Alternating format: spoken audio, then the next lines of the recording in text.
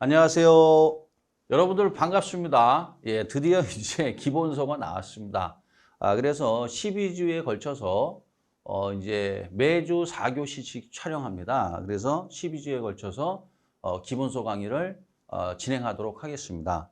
자, 그래서 이제 기본서를 이제 어디 몇 페이지 보시냐면은 이제 19페이지 보시면 됩니다. 기본서 19페이지를 이제 펼쳐놓고 그 다음에 이제 진도를 나가는데요. 여기서 이제 여러분들 우리 시험 개요 잠깐 설명하고 그 다음에 우리 시험의 합격률 조금 설명하고 바로 진도 나가겠습니다. 그래서 1차, 2차 이렇게 나눠진 거는 다 아실 테고 세밀한 부분에 대해서는 다 알고 계시니까 생략을 하도록 하겠습니다. 그래서 금년에 34회죠. 이 34회를 봤는데 34회에서 이제 결과가 어떠냐. 1차에서도 좀 뭐랄까요, 힘들어 하셨어요. 그 이유가 뭐냐면, 이제 그 단답형 문제가 현저히 줄었습니다. 그게 특징이, 1차에서 둘 다. 그게 단답형 문제가 줄고, 그 다음 부동산학개론에서는 계산 문제가 이제 10문제 나오는데, 그 10문제가 이게 한 방에 딱 끝나는 게 아니라 막 두 번씩 생각하는 문제들이 막, 있으니까 힘들었죠. 뭐 민법도 이제, 그 단순히 암기하신 분들은 기대만큼 점수가 안 나왔다 하더라고요. 그 다음에 이제 2차에서는 이 사실 공인중개사법이 이제 그 특정 과목인데 제가 뭐 잘은 모르겠는데 그냥 뭐 공인중개사법 문제가 거의 민법 수준의 문제더라. 뭐 그래가지고 막 이제 애를 먹었던 모양이에요. 그래서 2차만 보신 분들 중에서도 의외로 또 안 되신 분들이 계시다 하더라고요. 근데 이제 최종적으로 29일 날, 11월 29일 날 최종 이제 합격자 발표가 나오니까 그때 어떻게 될지 모르겠지만 하여간 2차도 예년에 비해서는 어려웠던 모양입니다. 자, 그래서 시험은 이제 이렇고 그 다음에 이제 합격률만 조금 설명하면 여기서 이제 우리가 34회는 아직 자료가 안 나왔어요. 산업인력관리공단에서. 그럼 33회를 좀 보면은 이제 응시자 대비입니다. 응시자 대비 합격자가 이만큼 나왔는데 합격률이 19.74%예요. 그 다음에 이제 32회는 보시죠. 32회는 1차 합격자가 합격률이 21.35%, 31회는 21.34%. 그러니까 따라서 3개년을 쭉 봤는데요. 거의 20% 범위 내에서 움직이고 있죠. 아마 금년도 20% 범위 내에서 움직일 겁니다. 그래서 이제 결국 그 시험을 어떻게 해야 돼요? 이 난이도를 조절을 해서 이렇게 20%대로 맞춰버립니다. 1차는. 그 다음에 이제 2차는요, 좀 들쑥날쑥해요. 그래서 보면은 합격률이 31%, 33회 때요. 그 다음에 32회 때 29%, 31회 때 22% 이렇게 들쑥날쑥해요. 그래서 보통 이제 2차는 25% 내외에서 왔다 갔다 하는 것 같습니다. 그래서 결국 이제 만약에 동차 합격을 예상하신다 하면은 안정권에 들기 위해서는 어떻게 해야 되느냐? 만약에 100분이 시험을 보신다 하면 그분들 중에서 20등 안에는 들어가셔야 되는 겁니다. 그래야 안정적으로 그냥 깨끗하게 합격을 하는 겁니다. 그래서 이렇게 난이도가 이 정도 된다라는 걸 알고 공부를 하셔야 됩니다. 그래서 막연하게 공부하면 곤란하고요. 난이도가 이렇구나. 그래서 이제 처음부터 어렵진 않지만은 뒤로 갈수록 이제 어려워지거든요. 그렇기 때문에 어려워진다는 건 왜 어려워지느냐? 시험 수준에 맞춰야 되기 때문에 그렇습니다. 시험 수준에 맞춰서 수업을 해야 되기 때문에 뒤로 갈수록 모든 과목이 어려워집니다. 그래서 그거는 여러분들이 감안하시고 처음 시작할 때는 이제 어떻게 해? 지금 기본서 강의인데 이때는 이제 난이도 이제 하나, 중 정도 이제 해결할 수 있는 문제를 합니다. 기본서 과정에서. 그런데 난이도 하나 중이 전체 40문제 중에서 27문제가 나옵니다. 이걸 이제 기본서 과정에서 하는 겁니다. 그럼 기본서 과정을 통해서 어떻게 해야 돼요? 합격 점수 이상을 맞을 수 있습니다. 근데 난이도 상은 좀 힘들죠. 그건 이제 그 요약 강의라든가 문풀 하면서 난이도 상을 다루게 되고요. 거의 기본서 할 때는 대부분이 난이도 하나, 중을 해결할 수 있게끔 수업을 진행을 합니다. 그러니까 그 부분은 참고하시고 수업을 들으시면 되겠습니다. 자, 그리고 이제 간략히 봤고요. 바로 이제 1차 과목에서 이제 부동산학 개론이죠. 1번이 부동산학 개론이에요. 그래서 이제 합격 전략은 딴 게 없습니다, 여러분. 그래서 여러분들은 출석률이 제일 중요한 거, 출석률. 그래서 정해진 시간이 딱 되면 어떻게 돼요? 무조건 그 약속한 대로 여러분들과 스스로가 약속을 하셨을 거 아니에요. 그럼 약속한 시간에 무조건 어떻게 돼요? 출석을 하시고 인강을 보셔야 되는 겁니다. 그게 이제 자꾸만 지체가 되면 어떻게 해야 돼요? 계속 진도가 밀립니다. 그러니까 자기 자신과의 싸움이에요. 그래서 뭐가 중요하다? 출석률이 중요하다. 출석률에 의해서 무엇이 합격된다? 여기 합격된다라는 거죠. 이렇게. 그리고 이제 교재는 단거나 하셔야 돼요. 단거나. 교재는 단거나. 단거나라는 게 뭐냐면 호딴자에다 채권자에 될 화자예요. 그래서 이제 여러분들이 기본서 받으셨잖아요. 그럼 이제 이 기본서 가지고 쭉 해서 이제 언제까지 가는 거예요? 시험 볼 때까지 가는 겁니다. 그래서 여러분들은 하셔야 되는 건 뭐냐면 이 출석률과 단권화를 잘 지키시기 바랍니다. 자, 그리고 난 다음에 이제 바로 진도 나갈게요. 자, 그러면 이제 교재 몇 페이지냐면 19페이지 보시기 바랍니다. 여기 나와 있는 게 기본서 페이지가 되겠습니다. 자, 거기 보면 이제 뭐가 나오냐면 부동산학의 정의라는 게 나와요.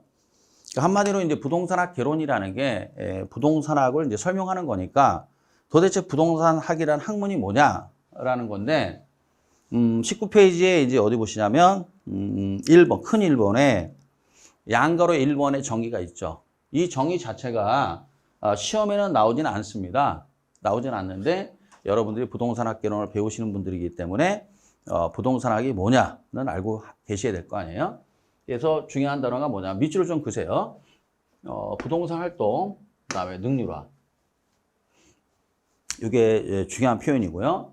그 다음에 이제 페이지 넘겨보세요. 20페이지 보면 뭐가 나오냐면, 큰 2번에 부동산학의 학문적 성격이라고 나와요. 거기 보면 제일 먼저 종합과학 나왔죠? 밑줄 그시고. 자, 그 밑에 응용과학 나올 거예요. 밑줄 그시고. 사회과학 나올 겁니다. 밑줄 그시고. 그러니까 여러분들은 요 세 개만 알고 계시면 돼요. 나머지는 그냥 여러분들이 잠깐 눈도장 정도만 찍으시면 되고 여러분들은 종합과학이고 응용과학이고 사회과학이다 정도만 보고 계시면 돼요. 그래서 이 부동산학이라는 것은 학문의 분류상 여기에 해당된다 그 얘기예요. 그래서 부동산학은 여기 끝에 뭐라고 나왔어요? 종합, 응용, 과학이다. 다시 말하면 종합과학이고 응용과학이고 사회과학이다. 학문의 분류상 그렇다는 얘기예요. 그래서 이거는 굳이 외울 필요 없고요. 진도를 진행하다 보면 자연스럽게 됩니다. 걱정하지 마시고요. 중요한 건 이제 다시 앞으로 가서 19페이지 보시면, 자, 19페이지 보시면 부동산 활동 밑줄 그시고요. 그 다음에 능률화에다 밑줄 그세요. 능률화. 밑줄 그세요. 그리고 거기다 뭐라고 쓰냐면 효율성이라고 쓰세요. 뭐라고 써라? 효율성. 금방 효율성이 나올 거예요, 이제. 그러니까 결국 부동산 학이라는 것은 부동산 활동을 전개하는 어떤 전문 직업인들에게 또는 그 행위자가 효율성을 달성할 수 있게끔 방향을 제시해주는 종합과학이고 응용과학이고 사회과학이다. 이런 뜻입니다. 그러니까 부동산 활동이라는 게 뭐냐? 여러분들 아주 쉽게 얘기해서 금방 나오는데요. 부동산 활동은 여러분 부동산이나 상품을 통해서 먹고 사는 사람들이에요. 부동산 활동이라는 게 뭐 아파트가 됐든 상가가 됐든 뭐 빌라가 됐든 뭐가 됐든 여기와 관련돼서 먹고 사는 사람들. 그럼 대표적인 사람이 누가 있습니까? 바로 중개업이죠. 부동산 중개업이나 감정평가업이 있는데요. 뭐 다 들어보셨죠? 여러분이 이제 중개업을 하실 분들인데 그건 전부 다 어떻게 부동산으로 말미암아 먹고 사는 거 아니에요? 그런 분들이 하는 행위를 우리가 뭐라고 그래요? 부동산 활동이라 합니다. 그 부동산 활동의 효율성을 추구한단 말이에요. 그럼 부동산 활동이 뭐냐? 이제 이걸 전개해야 되는데, 자, 그리고 19페이지 맨 하단부에 보시면 뭐가 나오냐면 토지 계량물이라고 나올 거예요. 뭐가 나오냐면 토지 계량물이라고 나와요. 그죠? 토지 계량물 나오는데 거기다 여러분들 크게 정착물이라고 쓰십시오. 정착물. 그래서 예전에는 이렇게 뭐 나눴는데 이거를 여기 구구절절 설명해 놨어요. 놨는데 이거는 뭐 예전 뭐 내용이 또는 미국에선 그렇다는 얘기고요. 우리나라에선 뭐야? 이거 정착물로 끝납니다. 그러니까 여러분들은 조금 있다가 토지 및 그 정착물을 배우게 됩니다. 그때 그 정착물을 공부하면 됩니다. 이건 시험에 잘 안 나옵니다. 그러므로 19페이지 하단부에 있는 토지 계량물은 정착물이라고 딱 써놓고요. 요게 이제 교재 어디 있냐면은 여기에 있습니다. 이거를 보시면 돼요. 몇 페이지냐면요.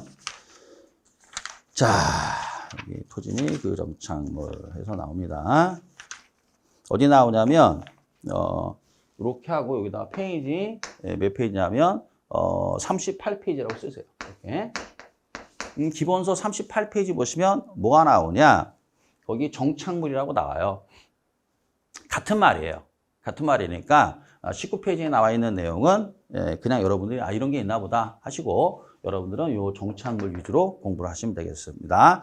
시험에는 정착물로 이제 시험이 출제가 됩니다.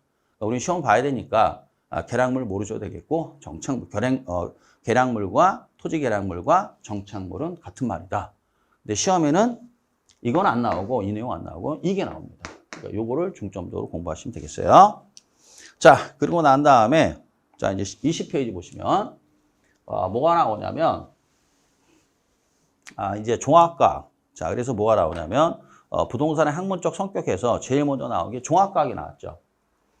그래서 여러분들 뭐냐면 부동산학은 다양한 학문과 융합되어 있어요. 다양한 학문과 어떻게 돼요? 융합되어 있습니다. 그래서 이제 다양한 용어가 나와요. 주로 이제 나오는 용어들이 경제 용어입니다. 법률 용어가 아니라 여기에 나온 용어들이. 그러니까 따라서 이제 수강생분들 입장에서 공부하는 분 입장에서 만약에 경제적인 어떤 기본 지식이 있는 분들은 쉽게 접근을 하는데요. 그렇지 않은 분들은 정말 생소하죠. 왜냐? 이게 다 이 전문 용어거든요. 그렇기 때문에 민법은 이제 법률 용어죠. 1차를 이야기하면 부동산학계로는 경제 개념입니다. 그래서 경제 용어들이 상당히 많이 나와요. 이게. 그러니까 이제 어떻게 해야 돼요? 이런 경제에 대한 어떤 전반적인 지식. 그 다음에 또 뭐요? 이 법률적인 지식을 알아야 돼요. 법률적인 지식. 이것도 들어와야 돼요. 이 법률적인 지식이 들어와야 됩니다. 왜 그러느냐? 시장에서 부동산을 거래한다는 건 소유권이 거래된다는 얘기예요.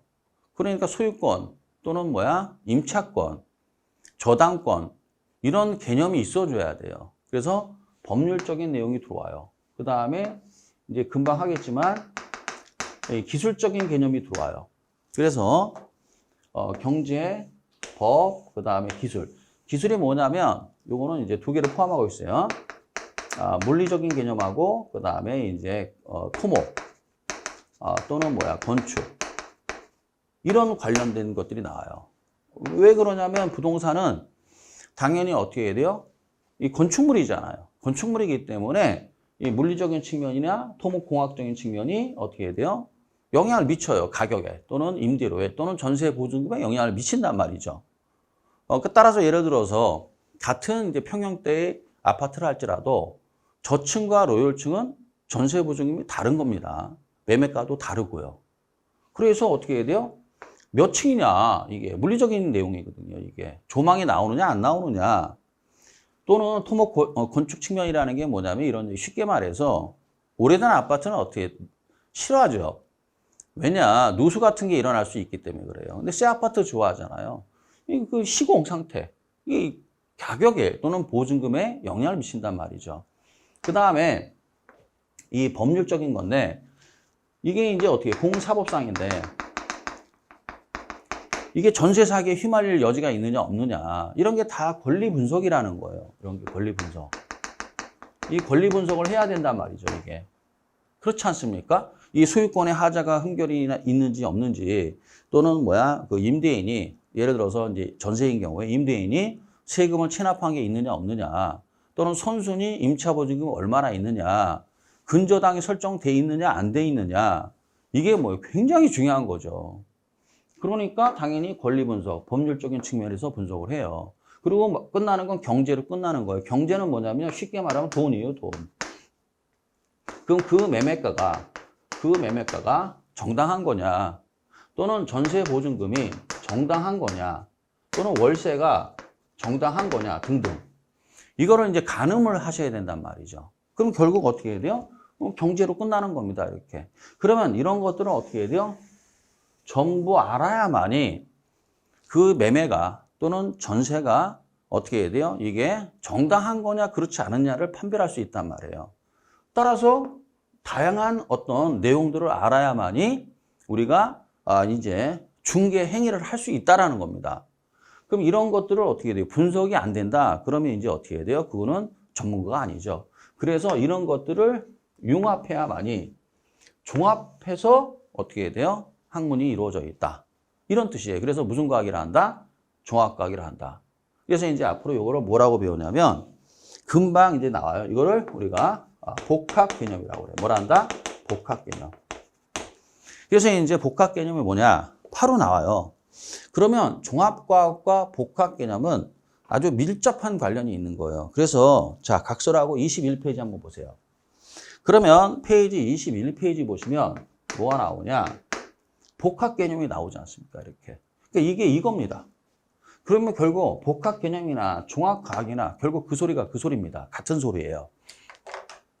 이 내용들을 전부 다 융합해서 최종적으로 매매 또는 전월세라는 결정을 내리겠다 그 얘기입니다. 그래서 종합과학이다, 복합 개념이다. 이렇게 되는 거예요. 여기 보면 이제 자, 21페이지 보시기 바랍니다.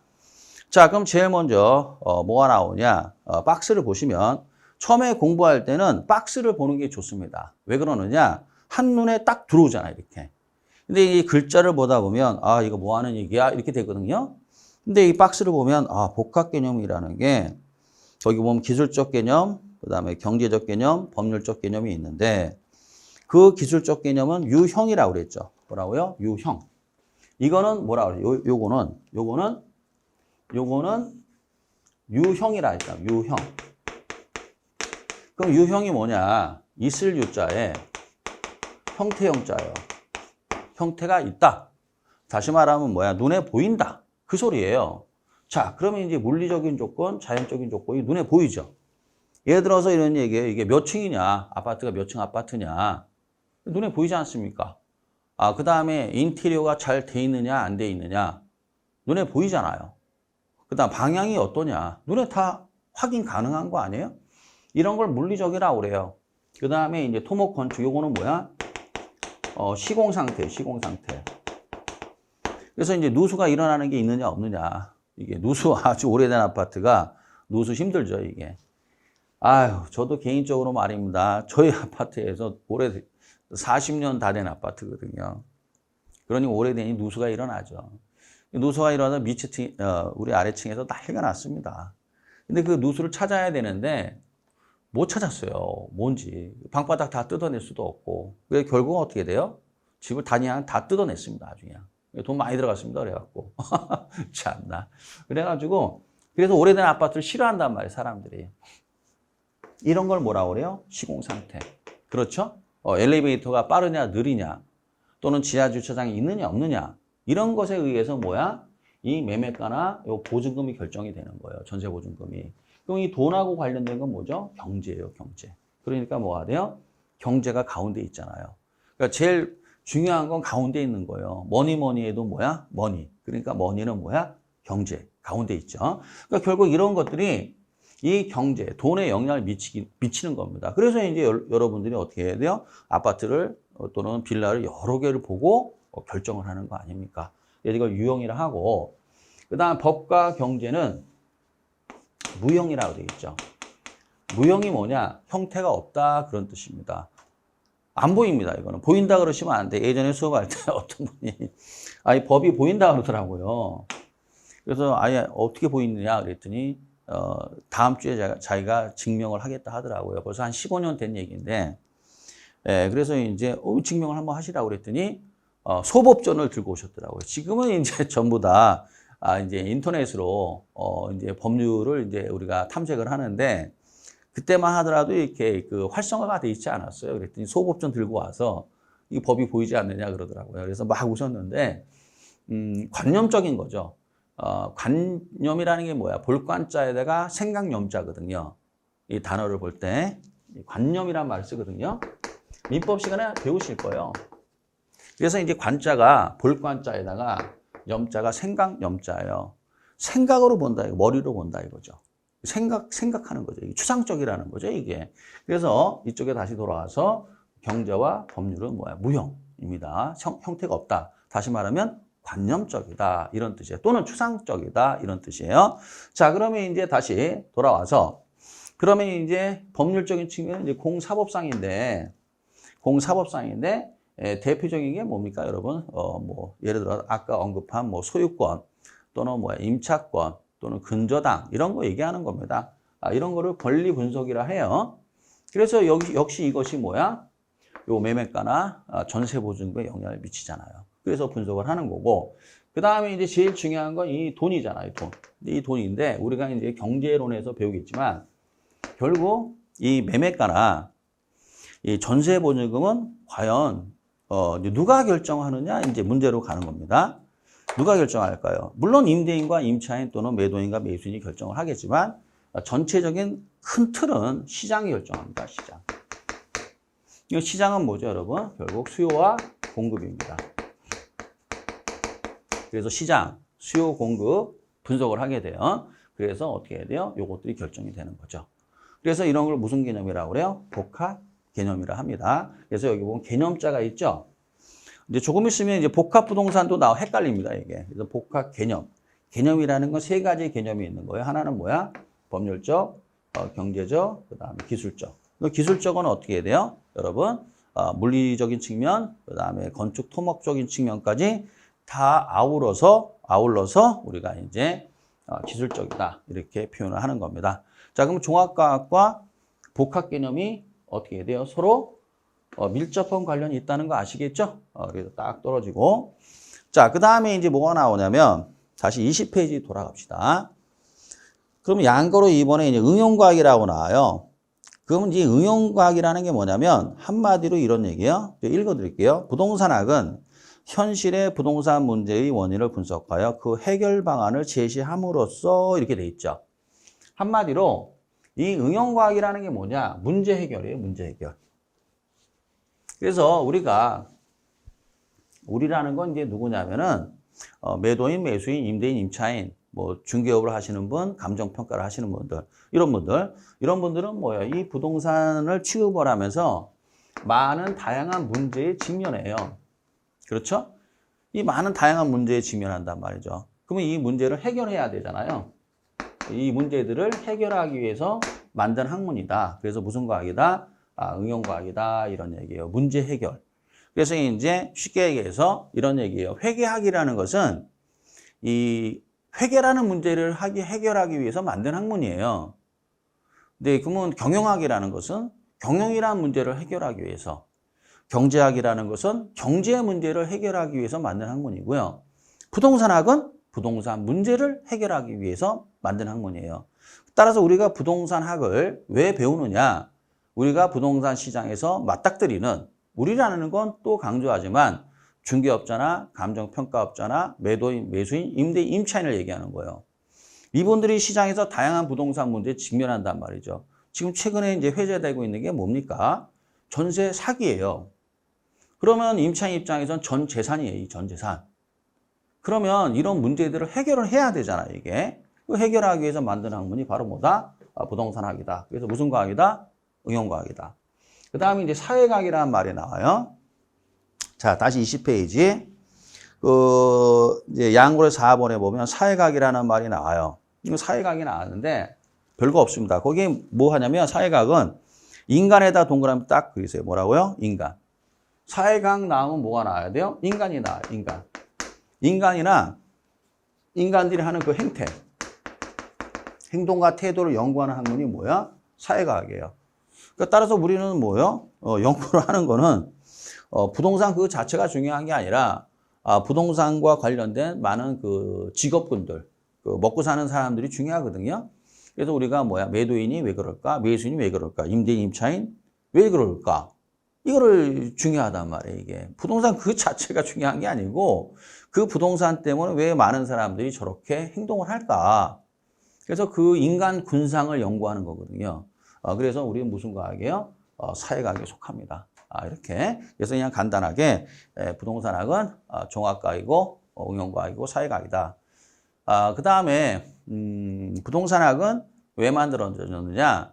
부동산 활동을 전개하는 사람들이 부동산 시장에서 맞닥뜨리는 다양한 부동산 문제들을 해결하기 위해서 만들었다. 그것을 한마디로 뭐라고 그래요? 부동산 활동의 능률화라고 한마디로 얘기하는 겁니다. 자, 이제 이 정도 하면 됐고요. 자, 그 다음에 다시 어디로 보시냐면, 자, 22페이지 보시면 됩니다. 22페이지. 자, 그럼 22페이지 보시면 이제 뭐가 나오느냐? 이게 나옵니다. 이제 이념이라는 게 나와요. 그럼 이념이라는 게 뭐냐? 한마디로 이제 부동산학이 추구하는 어떤 최종적인 목적이에요. 목적인데 거기 보면 22페이지 보십시오. 22페이지입니다. 보시면 이제 그 일반적인 이념, 뭐 지도 이념 나오는데, 뭐 지도 이념은 뭐 모의고사에나 나올 거야, 아마. 지도 이념은. 본고사는 거의 안 나옵니다. 그러니까 뭐 신경 쓰지 마시고, 중요한 건 일반적 이념에서 효율성과 형평성 정도만 보시면 돼요. 뭐라고요? 효율성과 형평성. 형평성은 이제 공평성이라고 그래요, 이걸. 공평성. 그래서 효율성과 형평성. 요 두 개만 보시면 돼요. 자, 그래서 부동산학은 한마디로 얘기해서 부동산 시장에서 이제 부동산 시장에서 그 부동산을 다루는 사람들이 맞닥뜨렸을 때 부동산 어떤 다양한 현상이나 문제들을 맞닥뜨렸을 때 효율성을 추구하는 겁니다. 그래서 효율성이라는 게 뭐냐? 뭐 아주 간단하게 얘기하면 거기 보면 비용과 또는 수익이란 말이에요. 비용과 수익 이겁니다. 어차피 부동산에 이제 통해서 돈을 벌겠다라는 건 뭐가 들어가요? 돈이 들어가요. 돈이. 그럼 이게 들어가는 거예요. 이게. 그럼 뭘 빼야 돼요? 수익을 빼야 되죠. 그러면 비용보다 뭐가 더 커야 돼요? 수익이 커야만이 돈을 버는 거 아닙니까? 그러니까 우리가 부동산 시장에 참여해서 딴 거 없어요, 여러분. 우리가 왜 갭 투자를 하고 왜 중개업을 왜 하시겠냐? 먹고 살라고. 뭐 그렇게 표현할 수도 있겠지만 다 돈 들어가는 얘기예요. 그러면 갭 투자를 하든 뭘 하든 내가 임대업을 하든 전부 다 돈 들어가잖아요. 그럼 이 돈과 들어가는 돈과 돈을 이제 벌어야 되잖아요. 벌어야 돼. 이거 버는 돈이죠. 그럼 버는 돈은 딱 두 개밖에 없어요, 우리는. 뭐예요? 임대 수익과 그 다음에 뭐냐면은 양도 차익이에요. 우리는 꼴랑 딱 두 개만 있어요. 다른 거 다 생각할 필요도 없어요. 부동산을 통해서 돈을 벌었다는 건요. 임대 수익과 양도 차익을 빼냈다는 거예요. 그러면 이거 두 개밖에 없거든요. 그러면 어떻게 해야 돼요? 얘보단 얘가 더 커야 되잖아요. 이렇게 이것을 달성했을 때를 우리가 어떻게 해야 돼요?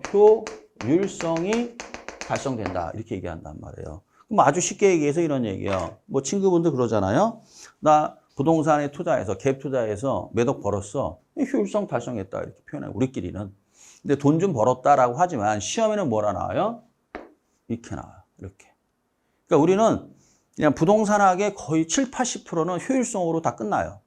어떻게 하면 부동산을 통해서 투하되는 비용에 비해서 수익을 어떻게 더 빼낼까, 효율성을 달성할까를 추구하는 학문이다. 이렇게 알고 계시면 되겠고, 그 다음에 하나 좀 쓰셔야 되는데, 쓰는 게 아니고 죄송합니다. 둘째 줄에 밑줄을 그으세요. 거기 둘째 줄에 보면 최유효 이용이라고 나올 거예요. 뭐라고요? 최유효 이용. 지금 최유효 이용이 뭐냐? 지금은 설명하면 또 진도가 또 지체돼요. 최유효 이용 금방 나와요. 용도의 다양성 나오니까 최유효 이용이 뭐야? 효율성을 달성할 수 있는 하나의 방법이다. 이렇게 알고 계시면 되겠습니다. 효율성을 달성할 수 있는 하나의 방법이 뭐다? 최유효 이용이다. 이렇게 알고 계시면 되겠고, 그 다음에 이제 뭐가 나와? 형평성이라는 게 나오는데, 이 형평성은 뭐냐면, 뭡니까? 이건 분배와 관련된 거예요, 분배. 분배와 관련된 거예요, 분배. 분배와 관련된 거기 때문에 이건 시장에서 해결이 안 돼요. 그래서 이제 이거는 시장에서는 돈을 안 내면, 분배라는 게 뭐냐면 이런 얘기예요. 돈을 안 냈는데, 소유권을 이전할 수가 없잖아요. 아니, 돈을 안 냈는데, 내가 임대를 해줄 수는 없는 거 아닙니까? 임차인이 돈을 안 낸대요. 월세를 안 낸대요. 그럼 어떻게 해야 돼요? 내쫓아야죠. 이게 바로 분배라는 거예요.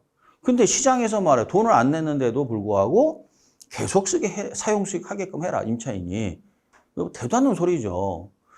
잔금도 못 받았는데 소유권 이전하시오. 이게 대도 않는 소리예요, 이게. 그러니까 시장은 분배를 달성할 수가 없어요. 돈을 내야만이 분배가 되는 거예요, 이게. 배분 또는 분배 또는 배분은 돈을 내야 돼요. 그런데 자본주의니까요.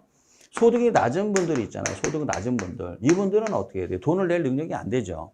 그럼 이건 어떻게 해야 돼요? 누가 이분들을 보호는 해야 되잖아요, 이분들. 그래서 이건 누가 나서서 합니까? 정부가 나서서 하는 겁니다. 그러면 결국 이 형평성, 공평성은 정부가 하는 역할이에요. 그러니까 우리는 주로 이제 뭐 중심이에요? 이 효율성 중심으로 공부를 하는 겁니다. 알았죠? 그러니까 따라서 형평성은 이제 정책 나오면은 하게 됩니다. 정책 나오면 하게 되니까 그때 하시면 되겠어요. 자, 그래서 이렇게 우리는 부동산학은 대부분 7, 80%가 효율성에 맞춰놨다. 그걸 효율성이라 하고 효율성은 딴 거 없어요. 부동산을 통해서 돈이 들어가는데 어떻게 하면 수익을 많이 창출해낼 수 있을까가 우리의 주된 목적이고 그 다음에 이제 어떻게 해야 돼요? 하나의 방법이 뭐다? 최유효용이다. 이렇게 알고 지나가시면 되겠습니다. 자, 그 다음에 자 23페이지를 보세요. 자 23페이지 보시면 이제 뭐가 나오느냐? 요게 나옵니다. 부동산학의 그 연구 분야라고 나올 거예요. 거기다가 뭐라 쓰시냐면 부동산 활동이라고 쓰십시오. 이게 이제 부동산 활동이라는 거예요. 그래서 거기다가 뭐라고 쓰라고요? 부동산 활동이라고 쓰십시오. 연구 분야에다가. 그러니까 따라서 이런 얘기예요. 시험을 봐야 되니까요. 부동산학이 연구하는 대상이 뭐냐? 그럼 우리는 뭐라고 해야 돼요? 부동산 활동이다. 이렇게 말씀하시면 돼요. 알았죠? 부동산 활동. 부동산 활동을 거기 보면 결정 분야라고 되어 있죠. 이거는 이제 의사 결정 분야라고 그래요. 의사 결정을 하는 분야. 그래서 의사 결정 분야에서 투자, 개발, 금융이 나와 있고요. 정책은 이제 결정 분야에 들어갈 수도 있고 또는 정부로 이렇게 딱 빼버린단 말이에요. 빼버릴 수도 있고. 그 다음에 이제 결정 지원 분야에 보면 의사 결정 지원 분야예요. 지원 분야에 보면은 의사 결정을 지원하는 분야라 이렇게 돼 있잖아요. 그러니까 여기 있는 분들은 여기 있는 걸 지원하겠다는 얘기, 서포트 하겠다. 그러니까 직접 시장에 참여하는 사람이 아니고 간접적으로 참여하는 사람들이에요. 그러면 결국 부동산 시장에 직접적으로 참여하는 사람이 누구냐? 쉽게 말해서 돈 놓고 돈 먹게 하면서 돈을 벌 수도 있고 망할 수도 있는 사람들이 누구냐 이거예요. 부동산 시장에서는. 그러면 딱 3자가 나오는 거예요. 부동산에 투자하는 사람, 부동산을 공급하는 사람, 그 다음에 부동산을 담보로 잡고 돈 빌려주는 사람. 이 세 사람만이 돈 놓고 돈 먹게 하는 사람이에요. 그렇게 생각하시면 돼요. 부동산 시장에서 돈 놓고 돈 먹게 하는 사람이 누구냐? 죄송합니다. 돈 내고 돈 먹게 하는 사람이 누구냐 이거예요. 터지면 대박이고 망가지면 뭐야? 쪽박이에요. 이게 이렇게 되는 사람이 누구냐 이거죠. 그 사람이 바로 요 셋입니다. 이걸 뭐라 그래요? 의사 결정 분야를 하고 그 다음에 이 사람들을 지원해 준다. 지원해 준다. 그럼 이 지원해 주는 건 이건 뭐야? 전문가예요. 뭐라고요? 전문가. 이거를 소위 해서 부동산 전문가라고 얘기합니다. 부동산 전문가. 부동산 전문가가 누구예요? 마케팅 나오죠? 마케팅. 마케팅에다 중개 하나 더 쓰세요. 그래서 이제 우리 중개업을 하시는 분들이 어떻게 전문가예요. 부동산 전문가잖아요. 전문가. 그 다음에 이제 임대업을 하기 위해서는 누가 필요하냐면 부동산 관리업자가 필요한 거예요. 임대업을 하기 위해서는. 내가 관리할 수는 없어요. 제가 임대인인데 관리할 수 없잖아요. 그럼 관리의 전문가가 있잖아요. 그걸 관리. 그다음 상담이라고 되어 있는데요. 상담이 우리 시험에는 자문이나 컨설팅이라고 나올 거예요. 상담이라고 안 나와요. 우리 시험에는. 그러니까 여러분은 상담 지우고 자문 또는 컨설팅. 주로 나오면 자문이라고 나올 거예요. 그래서 여러분들 부동산 컨설팅 이렇게 다니시다 보면 부동산 컨설팅 이게 간판 보이시죠? 그분들 말씀하시는 거예요. 그분들 그 다음에 또 감정평가업자 이자들. 이분들은 전부 다 부동산 전문가예요. 그래서 이분들에게 투자, 개발, 금융 이분들에게 의뢰를 받아서 그렇죠? 의뢰를 받죠. 의뢰를 받아서 수수료 받는 사람들이에요. 수수료. 그럼 이분들이 뭐야? 의사결정을 지원한다 이런 뜻이에요. 수수료 받으니까. 그래서 중개수수료, 관리수수료, 컨설팅 수수료, 감정평가 수수료. 수수료 받는 사람들이에요. 이 사람들을 뭐라 그래요? 결정 지원 분야를 하고, 그 다음에 그 오른쪽에 보면 기초 분야라고 돼 있을 거예요. 그거 안 보셔도 돼요. 요 두 개가 부동산 활동이다. 그 다음에 이제 정보라는 게 있는데, 정보가 이제 뭐 학자에 따라서 결정 분야에 넣을 수도 있고 아닐 수도 있는데, 보통 이제 넣지 않습니다. 뺍니다. 이렇게. 왜 그러느냐? 요거는 이제 시장에서 이제 이루어지는 거, 시장. 정부는 별개죠. 정부는 뭐 별개죠, 이게. 시장을 통제할 수가 있으니까. 그래서 정부는 이제 뺍니다, 이렇게. 그래서 여러분들이 여기서 기억하셔야 되는 건 뭘 기억해야 되느냐? 이제 앞으로 이제 부동산 활동이라는 단어가 딱 나오면 의사 결정 분야, 투자 개발 금융. 그 다음에 이제 결정, 의사결정, 지원 분야. 그래서 마케팅, 관리, 그 다음에 자문, 감정평가 정도 기억하시면 돼요. 그럼 요게 우리의 시험 범위가 되는 거예요. 이게 부동산 활동이고. 그래서 우리가 투자론 한 6문제, 7문제, 개발론 2-3문제, 금융론 4문제, 중개는 이제 빠지고, 마케팅 1문제, 관리 1문제, 그 다음에 자문 빠졌어요. 그 다음에 감정평가론에서 6문제, 7문제 이렇게 나옵니다. 잘해서 이제 우리가 앞으로 배우고, 정책론에선 한 4문제 나오고, 이런 것들을 우리가 부동산 활동이다 하고, 제일 중요한 건 요게 제일 중요한 거예요, 사실. 투자론, 개발론, 금융론. 여기를 이제 제일 중시역입니다. 알았죠? 그래서 이제 다시 정리해서, 다 밑에 보면, 양가로 3번에 보면 부동산학의 연구 대상이라고 나올 거예요. 지금 몇 페이지냐면은 23페이지 하는 거예요. 자, 23페이지 보시면 뭐가 나오냐? 양가로 3번에 부동산학의 연구 대상이라고 나올 거예요. 그럼 부동산학의 연구 분야가 부동산 활동이잖아요. 연구 대상이 부동산 활동이겠죠. 그래서 거기 보면 부동산 활동이다. 그래서 기본서에 장황하게 써 있어요. 안 보셔도 돼요. 시험에 안 냅니다. 거기 보면 장황하게 나왔는데, 여러분 부동산 활동이 뭐냐? 그럼 뭐라고 알고 계셔야 돼요? 의사결정 분야, 투자개발금융, 그 다음에 지원 분야, 그래서 마케팅, 관리, 자문, 감정평가. 이걸 아셔야 돼요. 이걸 기억해야지. 그래서 이제 우리가 공부를 할 때 이렇게 그 수업을 듣는 이유가 뭐냐? 이게 추려낸다 이거죠. 추려낸다. 다 할 필요 없다 이거죠. 그래서 학원 수업을 듣게 되는 겁니다. 이렇게 인강 수업을 듣게 되는 거예요. 그러면 이제 하는 이유는 뭐예요, 여러분? 추려내는 거예요. 이게 추려내고 그 다음에 우리가 65점에서 75점 내에만 나오면 되는 거 아니에요. 그 이상 나오게 공부할 필요도 없고 무의미해요, 사실. 어차피. 그러니까 그 정도 나올 수 있는 범위 내에서만 공부하면 되는 거 아니에요.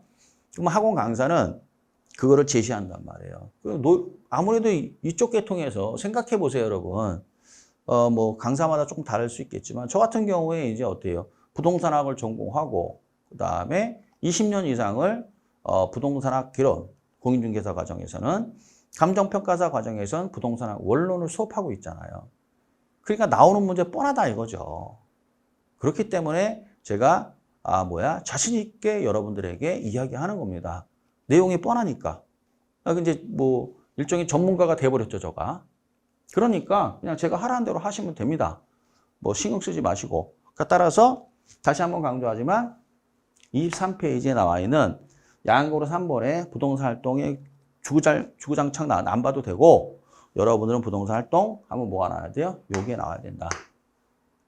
따라서 부동산학의 연구 대상은 부동산 활동이고, 그리고 부동산 현상이 나온다 이거. 부동산 현상. 요게 나온다 이거죠. 그럼 부동산 활동을 전개하면 부동산 현상이 나올 수밖에 없어요. 그거는 당연한 겁니다. 그게. 그래서 부동산 현상이 뭐냐? 전세 사기 같은 거. 전세 사기. 이런 게 이제 다 부동산 현상이에요. 그 다음에 이제 어느 지역인지 잘 모르겠는데, 그 수도권입니다. 그래서, 지식산업센터가 공실로 텅텅 비어 있다.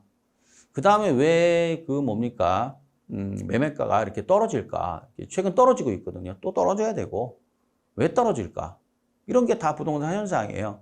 이거는 전부 다 부동산 활동 때문에 발생하는 현상이거든요. 그래서 이제 여러분 부동산 현상에 대해서 이렇게 간략히만 알고 부동산학 연구 대상은 부동산 활동과 부동산 현상이고 부동산 활동은 요게 부동산 활동이다. 이렇게 알고 딱 끝내시면 됩니다. 나머지는 볼 필요 없습니다. 이렇게 공부를 하시면 돼요. 자, 그래서 보면 그래서 이제 됐습니다. 그러니까 여기 보시면 뭐가 나오니까 자 부동산학의 연구 대상 부동산 활동과 현상이다. 활동은 방금 설명했죠? 됐고 자 그 다음에 이제 나오는 게 24페이지 보시면 24페이지 보면 부동산학의 접근 방법이라고 나올 거예요. 이 접근 방법은 쉽게 말하면 뭐냐면요. 이제 한마디로 우리가 어떤 이론 또는 모형이라고 그래요. 이제 앞으로 이론 또는 뭐라고 그래요? 모형이라는 말을 이제 가끔만 씁니다. 좀 생소할 겁니다. 아마 여러분들. 그렇죠? 생소할 텐데 이론 또는 모형이라는 이제 단어를 이제 자꾸만 쓰게 됩니다. 그러면 이제 이거를 우리가 이제 하나를 이제 어떤 가설을 하는데 학문에서 그렇게 표현해야 편안하게 들으세요. 가설 또는 이런 이론, 모형 이런 말을 써요. 그러면 이런 것들을 추상적으로 만들어내야 되잖아요, 이게. 그렇지 않습니까? 예를 들어서 이제 이론, 모형 하면 이제 우리가 피타고라스의 정리 생각나세요, 여러분? 피타고라스의 정리. 수학에서. 피타고라스의 정리. 여러분, 포트폴리오 들어보셨나요? 이런 게 다 모형이고 이론이에요, 여러분. 이게 눈에 보이는 건 아니잖아요. 그러니까 하나의 정리, 이렇게 얘기하잖아요. 그러니까 따라 이런 걸 만들 때, 이런 거를 이제 우리가 유추해낼 때, 어떻게 유추해내느냐, 이거예요. 이거 어떤 방법으로 우리가 만들어낼 거냐라는 거예요. 이게 바로 접근 방법이라는 거예요. 별거 아닙니다. 그래서 이제, 많은데, 여러분들은 두 개만 알고 계시면 돼요. 딴 거 다 필요 없고. 자, 그러면 25페이지 보면 뭐가 나와요? 이 종합식 접근법과 의사결정식. 요 두 개만 알고 계시면 돼요. 요 두 개. 그러면 25페이지 종합식 접근법에 보면 그 밑에 박스에 보면 팁에서 복합 개념이라고 나왔죠? 요거 나온 복합 개념이에요. 복합 개념. 이거 나온 복합 개념이고 그리고 종합식이다. 이렇게 돼 있잖아요. 자, 거기다 동그라미 딱 그리세요. 복합 개념에서 이렇게 동그라미. 이게 바로 종합식이라는 거예요. 그러니까 종합과학이나 종합식이나 복합 개념이나 비슷한 말이에요. 왜 그러냐? 복합 개념 뭐예요, 여러분? 자, 아까 보면 어떻게 돼요? 자, 이제 법률적, 그렇죠? 기술적, 경제적 이거 나왔잖아요. 이거를 우리가 융합해서 문제를 해결하잖아요. 그러니까 이론을 만들 때 이것을 전부 다 복합 개념을 어떻게 해야 돼요? 종합해서 이 이론을 구축한다. 이런 뜻이에요. 그러니까 이거를 억지로 외우지 말라 이거예요. 억지로. 그러니까 예를 들어서 동그라미 치면서 막 이리 외운단 말이지. 그러는 부분이 있긴 있어요. 우리도. 그렇지만은 이런 거는 그럴 필요는 없어요. 이게 이해되는 건데 굳이 할 필요 뭐 있습니까? 그러니까 종합식이다. 그럼 뭐가 나와야 돼? 종합식이다. 그럼 뭐가 나와요? 법률적, 기술적, 경제적 개념을 복합해서 종합해서 이론을 만든다. 그런 뜻이에요. 이게 별거 없죠. 그래서 이제 결국 복합 개념의 논리로 이론을 구축한다.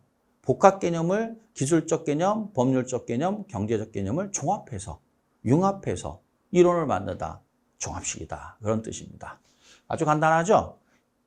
이렇게 간단히 알고 계시면 됩니다. 그래서 서로 따로따로 이게 각계로 공부하는 것보다 전체적으로 이렇게 공부하는 게 좋죠. 그게 이제 제 강의의 특징입니다. 그러니까 제 강의는 쪼가리 보는 게 아니라 전체를 이렇게 놓고 이렇게 서로 비교하면서 그렇죠, 여러분? 알고 있으면 좋잖아요. 그러니까 다시 말하면 종합과학이나 종합식 접근법이나 복합 개념이나 비슷한 맥락이구나. 이렇게 되는 거죠, 이게. 자, 이제 좋습니다. 자, 그 다음에 이제 의사결정식이라는 건데, 이거는 좀 외워두는 게 좋을 것 같아요. 왜 그러냐면 이걸 설명하면 너무 장황해져요. 장황해져가지고 처음 공부하는 분들은 뭐 완전 스트레스라고 하더라고요. 그러니까 뭐 이거 시험에 나올지 안 나올지도 모르는데, 시험의 출제 빈도는 아주 낮아요. 뭐 10년 전에 한 번 나오고 지금까지 안 났으니까. 그러니까 그냥 간단히만 이렇게 취급하겠습니다. 자, 의사결정이라 하자, 의사결정. 그러면 이제 의사결정 나오면 뭐가 나오냐? 이것만 나오면 돼요. 자, 인간이 나와야 돼, 인간. 자, 거기 보시면 25페이지 양가로 5번에 보면 의사결정 나왔죠? 동그라미 1번에 나오죠. 인간은 합리적 존재이며 이렇게 돼 있죠. 그래서 인간은 뭐야? 인간은 합리적이다. 인간은 뭐라고요? 합리적이다. 이렇게. 자, 다시 한번 인간은 뭐라고요? 합리적이다. 이렇게 놓고 이게 의사결정식이다. 그러니까 따라서 인간은 합리적이라는 전제를 달고 이론을 만드는 거예요. 그럼 이건 의사결정식이라고 그래요. 이렇게 간단히 알고 계시면 돼요. 사람은 다 합리적이에요. 물론 비합리적인 분들도 계시죠. 비합리적인 분들도 계십니다. 물론. 근데 대부분은 합리적이에요. 이게. 상식이 통한다 그러잖아요. 상식. 상식이 없는 사람들은 뭐라 그래요? 몰상식하다 그러죠. 근데 대부분 이제 물론 예의적인 분들도 계시긴 계십니다. 그렇지만 대부분은 상식이 통하잖아요. 그죠? 그래서 인간은 합리적이다. 라고 가정하고 전제하고 이론을 만든다. 그럼 의사결정식이다. 이 정도 이렇게 간단히 알면 됩니다. 나머지는 안 보셔도 됩니다. 아주 간단하죠.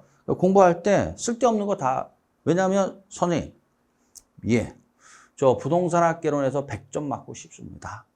그러세요? 그럼 다 보세요. 이렇게 되는 거죠. 근데 우리가 65점에서 75점 내외만 나오면 되는 거 아니에요? 그러면 이제 뭐 이렇게 제가 제시한 부분만 딱딱 집어넣고 그냥 진도 나가면 돼요. 근데 문제 푸는데 아무런 문제가 없어요. 알겠죠? 예, 이렇게 간단히 정리하시면 되겠습니다. 알겠죠? 자, 그 다음에 이제 어디를 보느냐? 거기 보면 26페이지 한번 보세요. 자, 그럼 26페이지 보면 뭐가 나오냐? 그 별표시 하셔야 돼요. 우리나라 표준산업 분류라고 나올 거예요. 우리나라 표준산업 분류. 표준산업 분류에서 부동산업을 이제 소개했단 말이에요. 이렇게. 이거는 이제 외워야 돼요. 이거 암기예요, 이거. 근데 지금 이거 암기하면 힘들어요. 그래서 나중에 하셔도 돼요. 이거 끝나고 요약 강의 할 거예요. 그때 외우셔도 됩니다. 지금은 그냥 표준산업 분류라는 게 있는데 거기에 보면 부동산업을 이렇게 해놨구나 정도만 알고 지나가시면 되겠고, 나중에 이제 그 요약 강의 할 때 이거 외우셔야 돼요. 왜냐면 모의고사 봐야 되니까 당장. 이거는 암기입니다, 암기. 그렇게 하시면 되겠어요. 자, 그런 의미에서 27페이지 한번 보세요. 자, 27페이지 보면 뭐가 나오냐? 기출문제 하나 나오죠?